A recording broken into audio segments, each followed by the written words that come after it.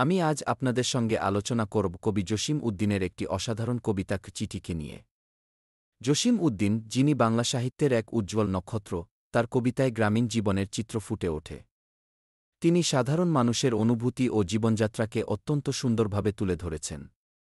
চিঠি কি কবিতাটি একটি আবেগময় চিঠির মাধ্যমে প্রেম ও বিচ্ছেদের অনুভূতি প্রকাশ করে। কবিতার মূল চরিত্র চিঠি লেখার মাধ্যমে তার প্রিয়জনের কাছে নিজের মনের কথা পৌঁছে দিতে চায়। এখানে কবির ভাষা এতটাই হৃদয়গ্রাহী যে পাঠক সহজেই অনুভব করতে পারে সেই গভীর আবেগ। কবিতার মধ্যে আমরা দেখতে পাই প্রেমের অপেক্ষা, বিচ্ছেদের যন্ত্রণা এবং স্মৃতির মাধুর্য। জসিম উদ্দিন চিঠির মাধ্যমে প্রেমের অনুভূতিকে এমনভাবে উপস্থাপন করেছেন যে পাঠক যেন নিজেকে সেই পরিস্থিতিতে খুঁজে পায়।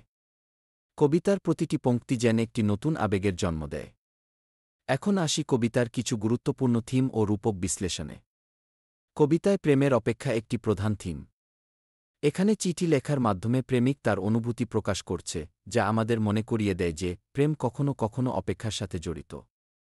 এই অপেক্ষা আমাদের জীবনের একটি অপরিহার্য অংশ। আরেকটি গুরুত্বপূর্ণ রূপক হল চিঠি নিজেই। এটি কেবল একটি মাধ্যম নয়, বরং প্রেমের একটি প্রতীক। চিঠির মাধ্যমে আমরা আমাদের মনের গভীরতা প্রকাশ করতে পারি। কবিতায় চিঠির মাধ্যমে প্রেমিকের অনুভূতি প্রকাশ পায়, যা আমাদের হৃদয়ে একটি বিশেষ স্থান করে নেয়।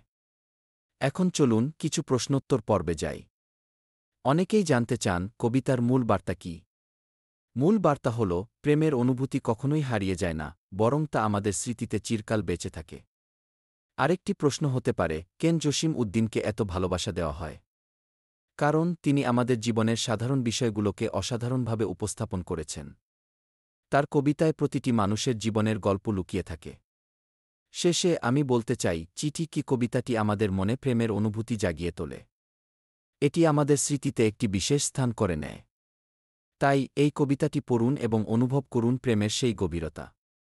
আপনারা যদি এই কবিতার আরও গভীর বিশ্লেষণ চান, তবে পড়ুন এবং আলোচনা করুন। কবিতা আমাদের জীবনের একটি অবিচ্ছেদ্য অংশ, তাই এর প্রতি আমাদের ভালোবাসা থাকা উচিত।